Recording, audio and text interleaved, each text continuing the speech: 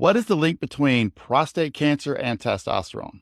Well, if you look at the science, there's not much of one. They found out a long time ago that if you chemically castrated a guy completely, his prostate cancer would remit a little bit. Once they started doing real research in this, though, they found that if a guy's testosterone is even up to about a 270, the androgen receptors in those prostate tumor cells are completely saturated. So you can go from 270 to 2000 with that guy's testosterone level, and you can't accelerate the prostate tumor growth because it's already completely saturated. But if you take a guy from 270 to 0, what other health conditions are you exacerbating and making worse? You're going to get him fat. You're going to make his bones weak. You're going to cause his brain to have some potential issues with neurodegenerative issues down the road. The risk reward is not there. There is a doctor called Abraham Morgentaler. He is the godfather of prostate cancer and testosterone replacement research. If you have any questions or concerns about this at all, check him out. He's got videos all over the place. He is one of the best guys in the world that is an expert at this. He will answer all your questions. And if there's anything that we can answer in the meantime, or if you have other questions about other myths and misconceptions, let us know and we'll be happy to help you out.